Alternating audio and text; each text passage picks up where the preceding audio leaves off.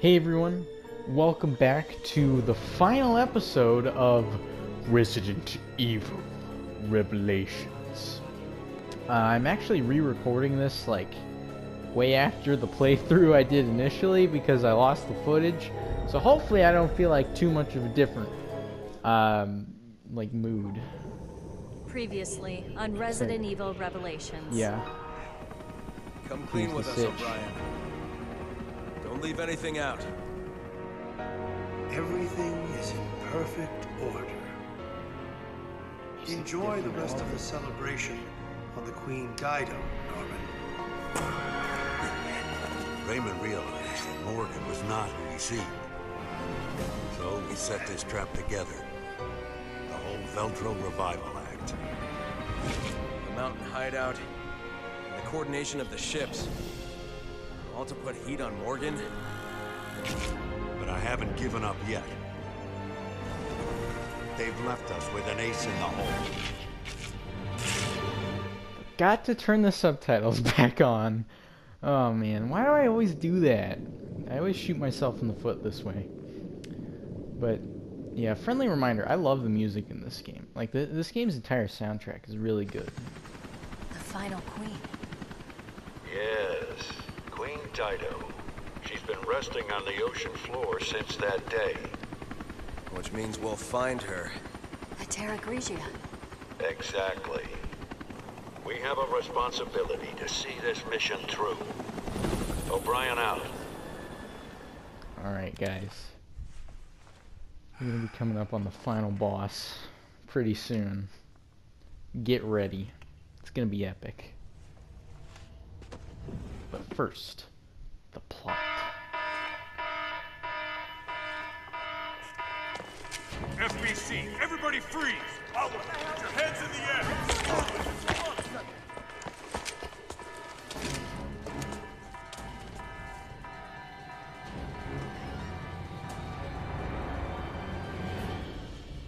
Morgan Lansdale.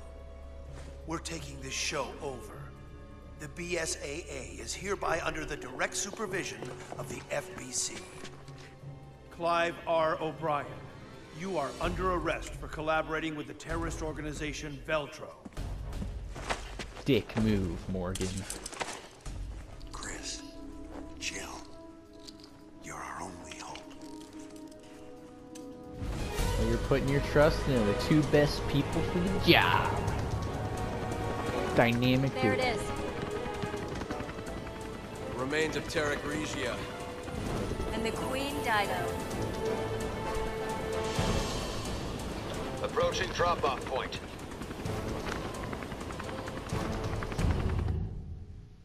Alright, gotta turn those subtitles on.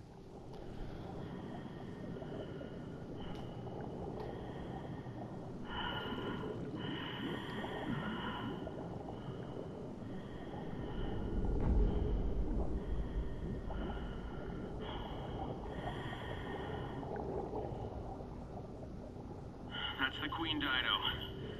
The third queen.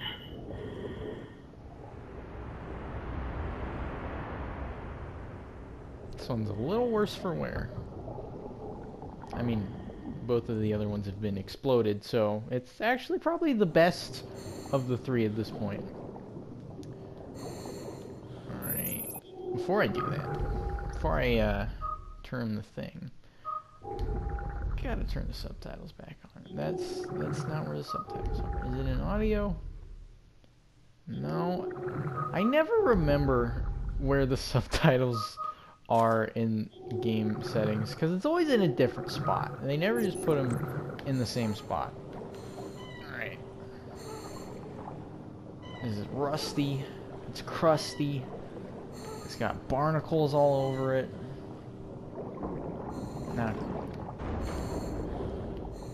okay. Any ammo I find, I will gladly accept because I'm gonna need it. I really am.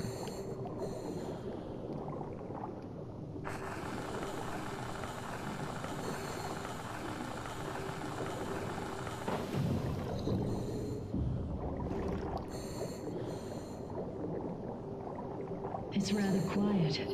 Like time itself has stopped. Now the fire kicks in. Blobs we found on the beach. They came from here. That explains why Morgan cordoned off the area. Again, this game's music, really good. Alright. It's really freaking good.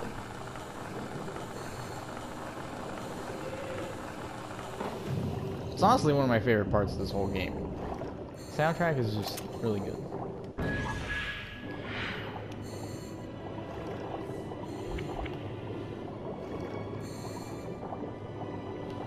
You know, I'm a very musical person. I love music. And when I hear good music, I really appreciate it. Oh dear.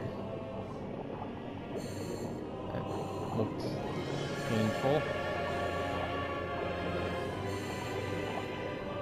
Oh no. Something's still alive. Careful, you won't be able to fight them off underwater. Yeah, guns kind of don't work that well underwater. I mean, they kind of work, but you're really gonna need to clean them out afterwards. Water is not that good for guns. I mean, there have been some that were specifically designed to deal with, like the environment and the challenges that brings. So, some of them can handle water pretty well. But other ones, they just get super jammy and not very functional when they get wet. The door is locked. Hi, Chris. It's an electric lock. I hope the emergency power still works. The wires are all pulled apart. I'll fix them. His Okay, arms. I'll see if I can get the power going. They're like twice as big as mine in the game and in real life. Because, like, I'm a skinny lad. Chris is a buff dude.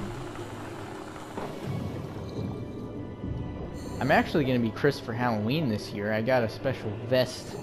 I'm going to look like how he does in Resident Evil 1 with his STARS uniform. The vest is a little big. I got a medium, so I'm surprised it was a bit big. But, you know, realistically speaking, I may want to bulk up to be Chris. Oh no. I threw the thing and that didn't work. But yeah, like, if I were to accurately portray Chris, I'd have to put on like 50 pounds of muscle, if not more. Probably more. Probably more. Like, Chris is a buff dude. Alright, this happened, yeah. This happened the last time I recorded this. I just kept dying to these stupid things. I'm not very good at avoiding them. That first time, though, was pretty cheap, because I threw the pulse grenade specifically to stop him. It didn't stop him. I'm gonna wait for you to pass on by first. Yeah, that's what I thought. Blob monster. Freaking blob monster, dude. Like, imagine not having any limbs. I always get lost in this area, because you hardly ever go here. It's not in raid mode. Any area that's not in raid mode, I get lost in, because, like, raid mode's my jam, and so I know those levels like the back of my hand, whereas here I'm dying to the same blob monster 3 times in a row, because I don't know where I'm supposed to go, because I'm dumb.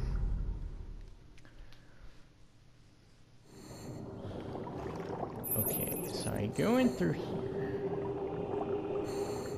Alright, oh, I did it again!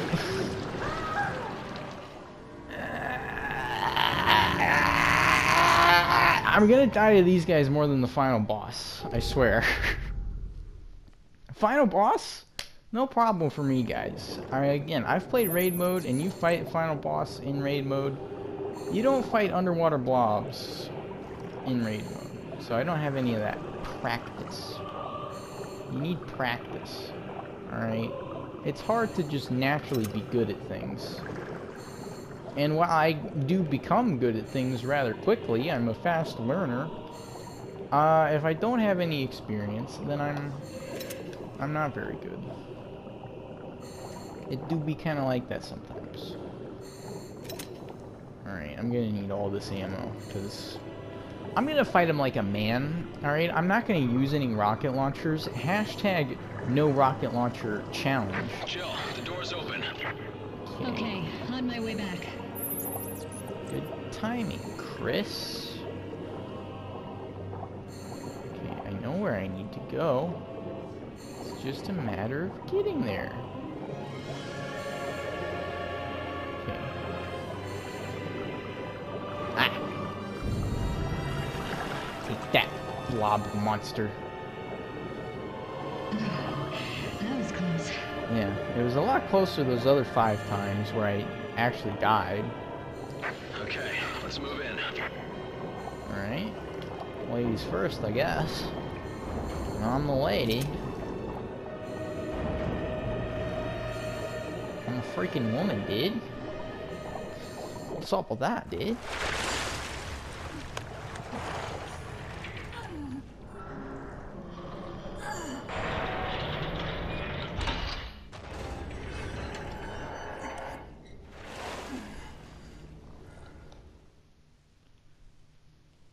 You can dodge while reloading. Wow. There's still air. That's handy.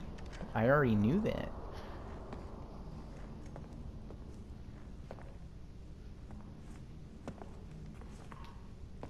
Who's that? He hasn't been dead for long.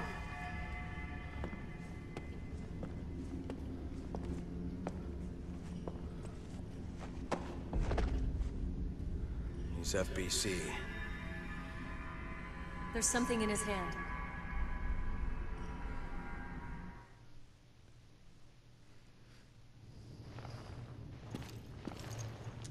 Hang on, let me load her up. Oh, I didn't get to keep my rocket launcher. That's upsetting. I had a rocket launcher. This is Agent Dario Barioni of the FBC Armed Forces.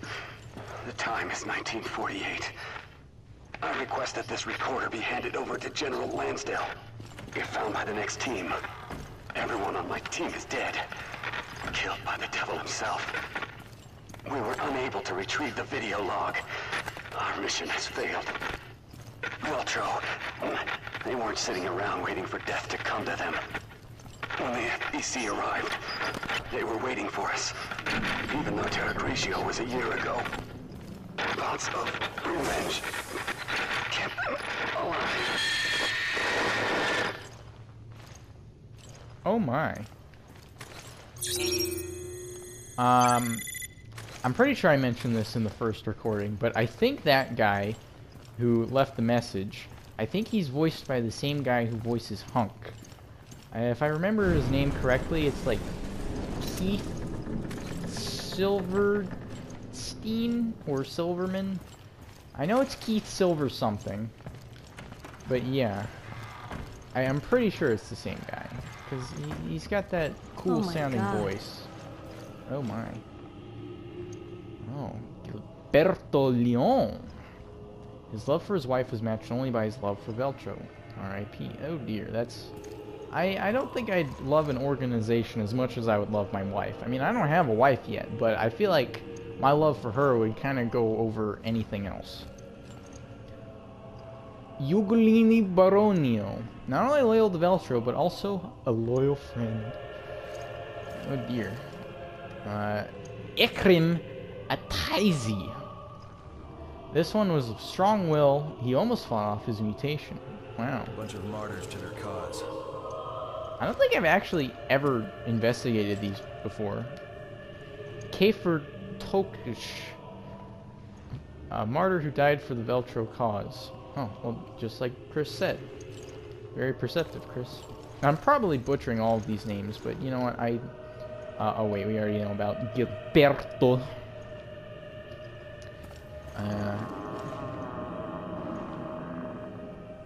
Excuse me? You wanna run that by me again?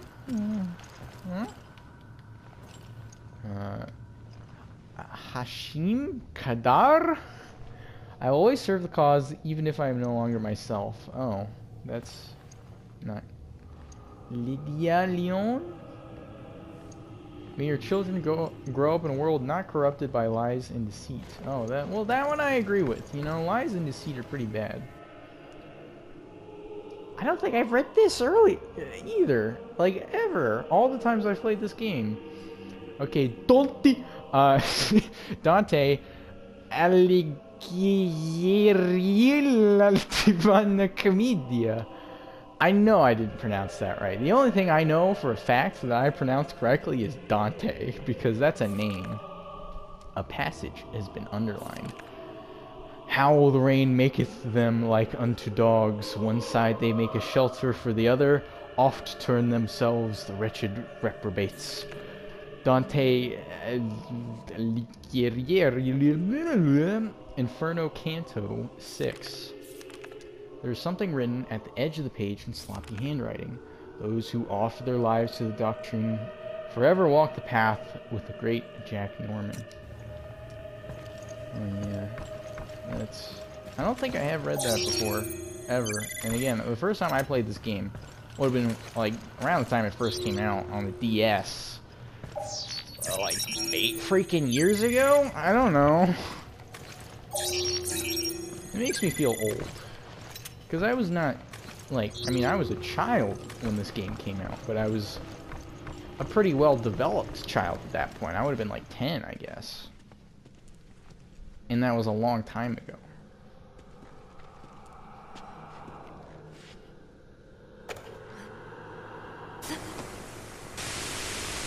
That's bright. There he is, Mr. Terrorist. The Queen Dido is already deep below the sea. There's no escape, no chance of survival. Unless... I wouldn't call that surviving.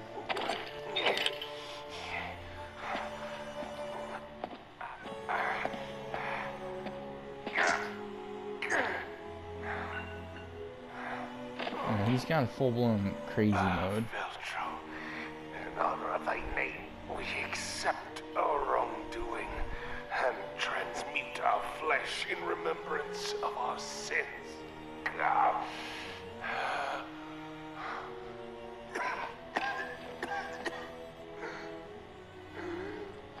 But for you, Morgan, never shall there be rest. We rise from the dead.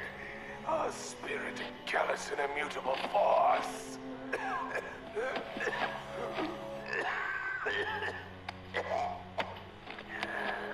All of our interactions are right in here. We shall become guardians of the truth. For as many years as it may take.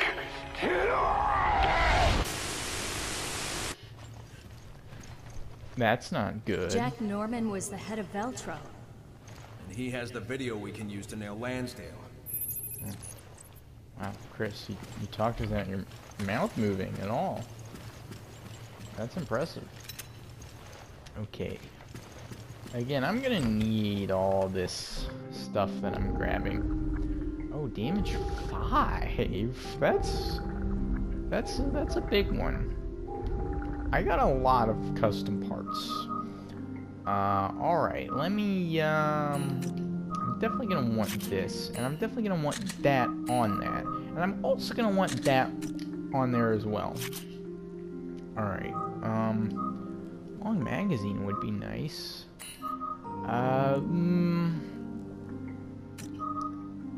Okay, I'm probably not gonna daze him, so I'm gonna... Oh, that's just 6 more rounds. That's not a whole lot.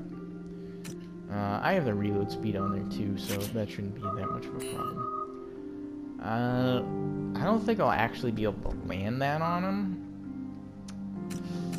because Final Boss doesn't screw around. That's what I'm gonna say. Firing rate. Maybe firing rate would be... No, I can't put that on the rifle. But yeah, I do have a rocket launcher, but as I said before, this is going to be the no rocket launcher challenge. It is quite a bit more difficult without doing it, but I'm pretty sure I can do it. I'm pretty good at this game. You know, raid mode has God, oh, how much oughtest thou? strengthened me. By each one to be dreaded, who doth read that which was manifest unto mine eyes. Nice. He's Pape really... Satan, Pape Satan, Alepe. I don't know what those Latin words Each were, one shall find again his but I know what Satan is, and I know I don't like him. flesh and his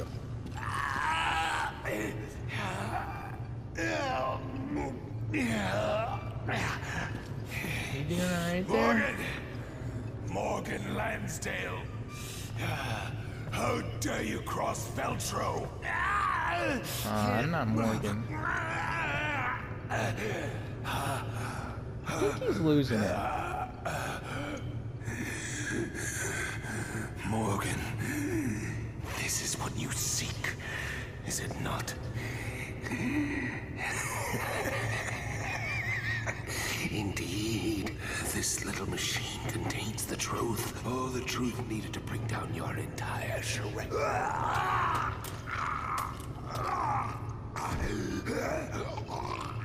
I'm just gonna take this if you don't mind. This is it. We got the evidence. Let's get out of here, Chris. Let's get out of here. Let's get the hell out of here. Huh? What? Oh, he's got another dose. He's going double dose. Morgan, behold the terror which you have unleashed.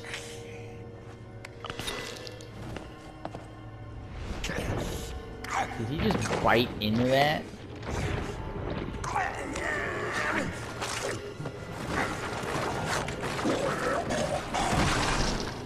Ew. Well, that's the end of the episode, guys. No, I'm kidding. I'm kidding. I wouldn't. That would be terrible of me. Oh, man. Could you guys imagine if I was actually that much of a dick?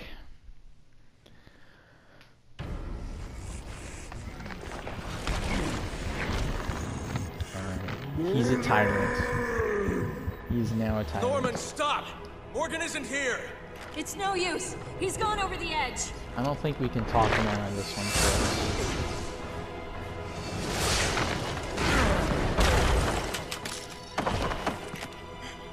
I needed that. All his veins. The music, it's epic. What the? Freaking the choir, the orchestra, it's epic. Music, boss, epic. I don't think he's in the mood to say goodbye. Yeah, but we're not gonna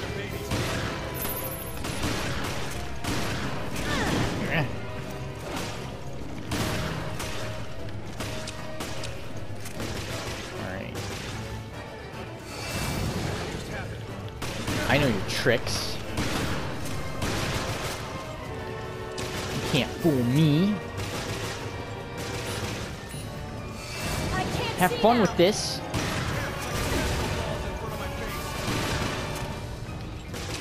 I don't know if that damaged him a whole lot because it kind of bounced off of him.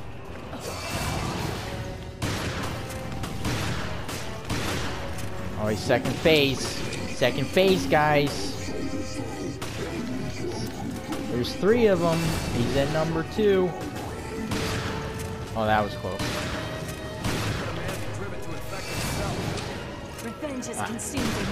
Nothing human remains. Whoa! Aha! Whoa! Epic dodge.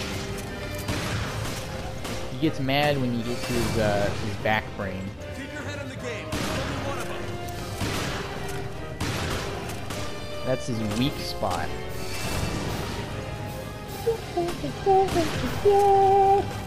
Seriously, this music is epic.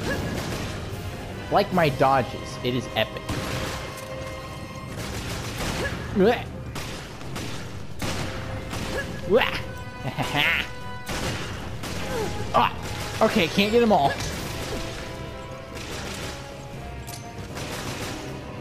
I'm just gonna reload this. Oh, it's fake. Aha! Aha! Oh, he's phase 3. I missed. I missed again. How the hell did he do that? I was at the wrong one. Okay. Hang on, let me shoot your brain, please.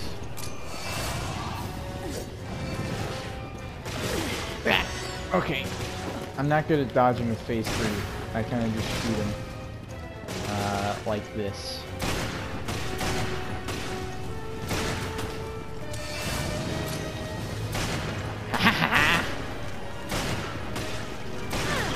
Ow.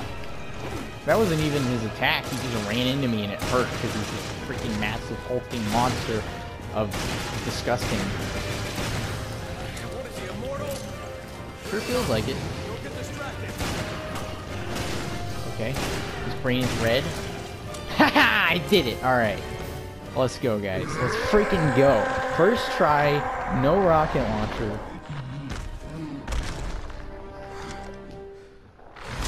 We did it, Chris. You and me. Done. Everything's finished. Finally, I can die. I can die.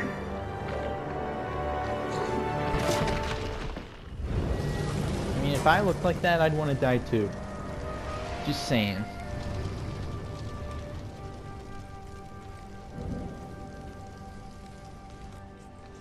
This is how Morgan treats his friends.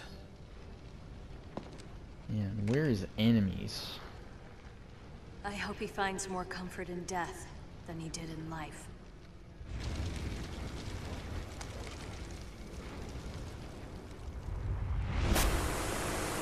We got the evidence. The means of dispersion? The cruise ship is equipped with a UAV. That is your delivery system. Very well. Now show me the goods.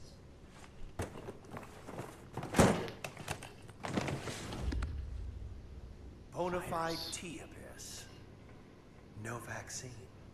Not yet. Yes, of course. A little bit of this could turn a city inside out.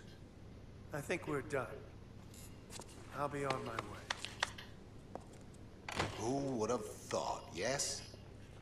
That the lowly terrorists would receive a helping hand from the venerable commissioner of the FBC. He said that like he really knew he was being recorded, which he did.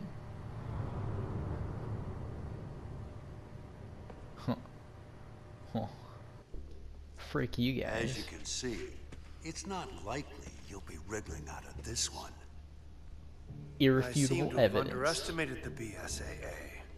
And perhaps you as well. We found this in the off-limits area near Terra Grigia. We're done analyzing it, so you can have it back. Director O'Brien, surely you understand our dilemma. Without the Terra Grigia panic, the ignorant masses would be unaware of the threat that lies before them. Yes, you may in fact be correct. No one has the right to detain me. The world required my guidance. It was all for the greater good. You're only fooling yourself. You said yourself, abandon hope, all ye who enter here. But I'm not Dante, and you're not Virgilius.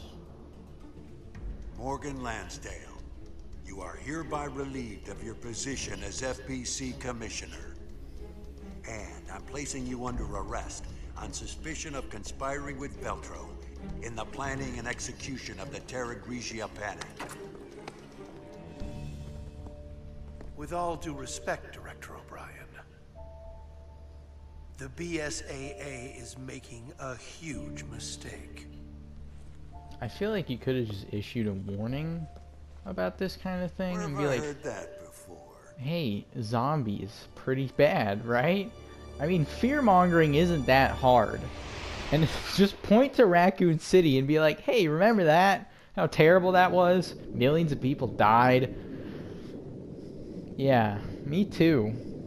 That could happen again. Which it did. Although he made it happen.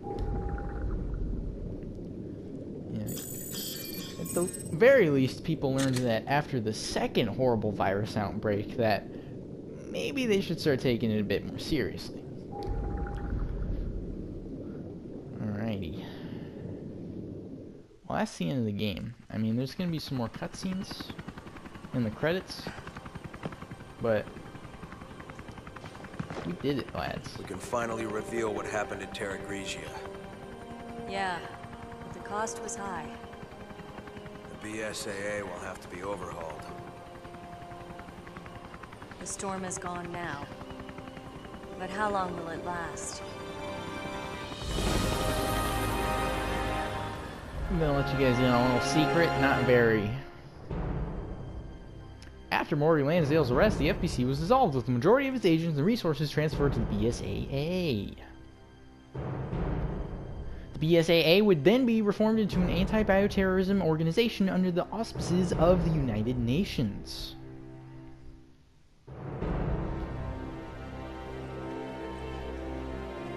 They're not dead. They did it. Just covered in soot. Keith Lumley is now a leading figure at BSAA's East African branch due to his accomplishments at Volcane Mock. I'm pretty sure that's how you pronounce it. Quint Ketchum, on the other hand, continues to refuse promotion to any leadership position, but he still works at BSAA's main headquarters in the R&D department, because he's big brain.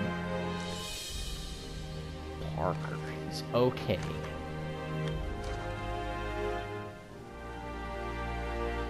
Parker Luciani was found adrift offshore the Republic of Malta in the Mediterranean Sea and was rescued. He's alright, guys. After a month of medical treatment, Parker returned to his position as a special operations agent for BSAA's main headquarters. Good for him.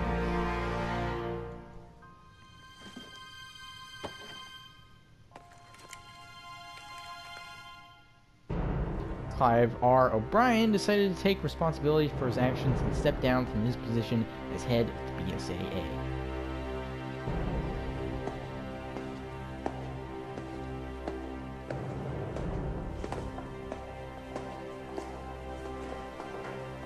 Salute. He is currently an advisor to the BSAA and is also writing a detective novel from the comfort of his own home. Yeah, if anything like really cool ever happens to you, just write a book about it. Oh no. And as for Jill Valentine and Chris Redfield, they have no idea what horrific fate awaits them. Yeah. And we'll see that in Resident Evil 5. That is the first thing I'm gonna do. But yeah, that is Resident Evil Revelations. Me personally, I love this game. I really like this game, alright? I really do. One thing, again, the music. Listen to this music, it's so good. It's going, the octaves? Just, it's so good, but yeah, there are a lot of things I like about this game. I love the setting of it. I've always loved, like a ship being the main location. It's one of the reasons the tanker incident is one of my favorite Metal Gear Solid missions. Just because I love being on a ship. It really provides a feeling of isolation, and I don't want to say helplessness, but like you won't get any outside help because you're in the middle of the ocean or a sea. Just on a ship, and the ship could sink, and there's just a lot of things that could go wrong. The music, though. But yeah, there's a lot of things that could go wrong, and not a whole lot of things that'll go right, which is demonstrated in this game because it ends up sinking. But yeah, I also like the pseudo-political aspect they're going for. It's not super overblown, where it's just like political agenda, which some games kind of do that. You need to be very careful with adding politics into entertainment media.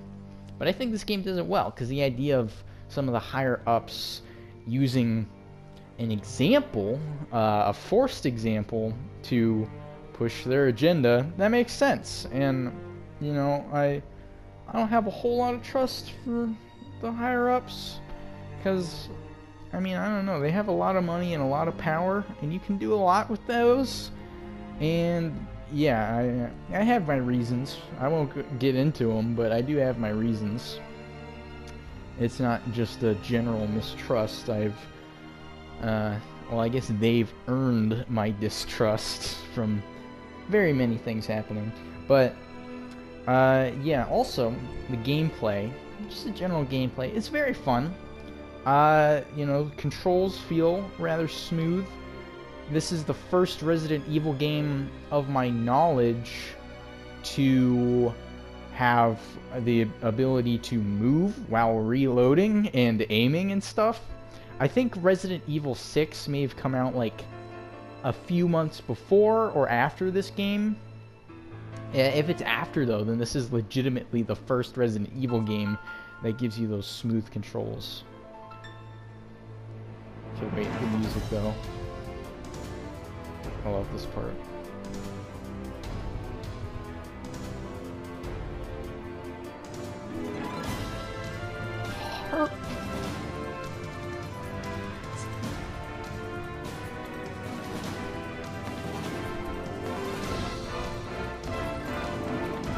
So good. I love this game's soundtrack, man. I really do. But yeah, the gameplay, I really like it. I like how each of the characters feel very much their own, especially in raid mode, as they have different weapon specialities. So like Chris, for example, is really good with a shotgun and a sniper rifle, whereas Jill is really good with a pistol and a machine gun.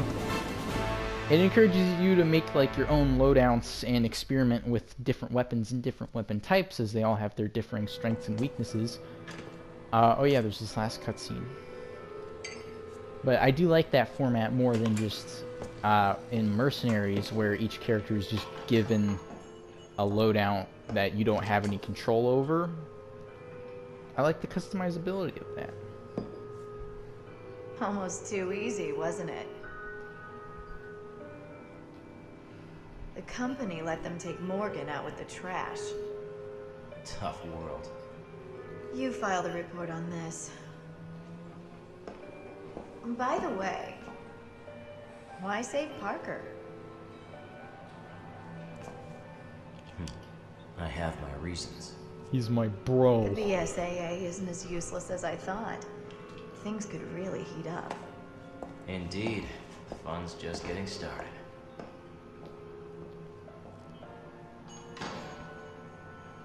I don't know if this is ever explained, like what's going on here. I don't think we see these characters again, which is kind of weird, because obviously something is going on here. Both of these characters know a lot more than we thought they did initially, and there's a whole lot of hoo-ha going on. Oh, I got things.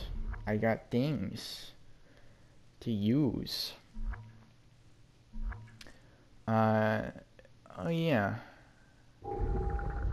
I forgot about that. I think I'll overwrite the first one, because I got some extra stuff that I didn't before with this one. I didn't play through the whole game again. I had an autosave. Well, not an autosave, a manual one. As you can see there, episode 7. I've literally been playing this game for the past few hours just to get back to the final episode to re-record it, because, yeah. Oh wait, I already saved. I don't need to do it a second time. But, yeah, that was kind of a pain, but I did it. But yeah, I really do like this game. It's also nostalgic for me. This was my first Resident Evil game, and about my first horror game ever. and being a young lad when I first played it, I had freaking nightmares, dude. Like, the nightmares, dude. I swear, this game terrified me as a kid. The number one fear was definitely Zombie Rachel. That one scene where she, like, hits the window and she's all mutated, and you get a good close-up of how nasty she is now. That was like, at the house I was living in at the time, in the living room, which is where I would always be, there was a really big window. And so you can imagine, pretty much any time it was night, around the time I was playing this game, I was always so terrified that she would come to life and freaking slam herself against the window and come in and try and suck me, and not in the fun way. You know, but yeah, really looking at her, you know, she's got a pretty interesting design with like the bones spurting out and like her double arm thing. One thing I've always loved about the Resident Evil series is their very unique monster designs, because, you know, it started out primarily with just zombies, but even then they had the Tyrant and like some of the mutated creatures like the spider and the snake, though those were just a really big spider and a really big snake. It was mainly the Tyrant that stood out, but yeah, since then, I mean, they've really upped the monster design, because, you know, you got like the bloated, drowned body look, and her hair is turned into a disgusting tentacle that like wraps around her leg. It's really gross, but, you know, that's the point, and I do like it. But yeah. As for the story, I do like the story.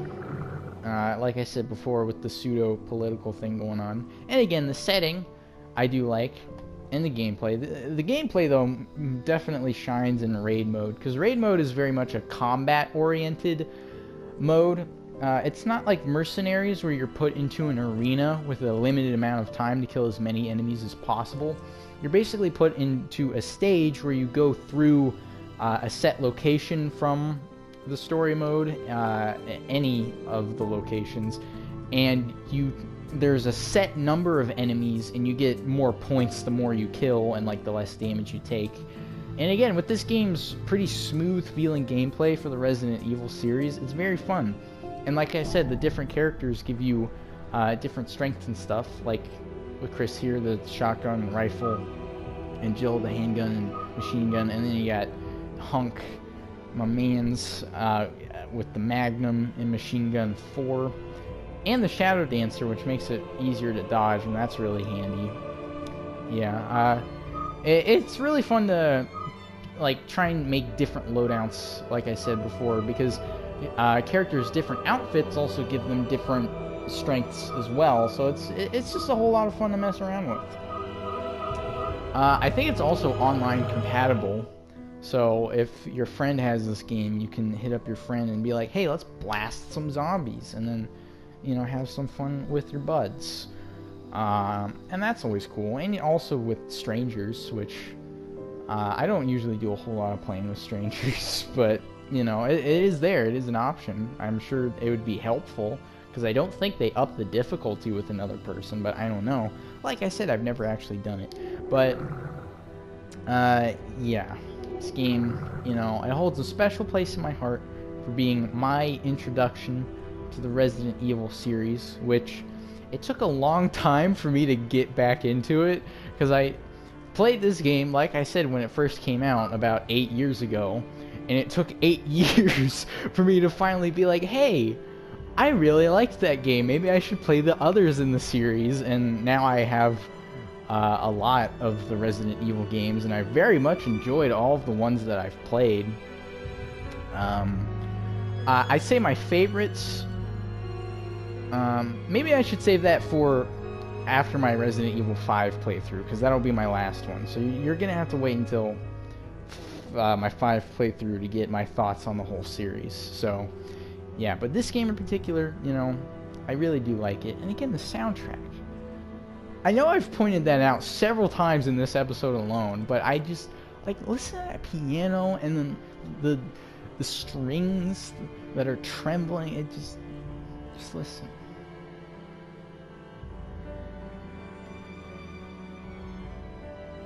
So pretty.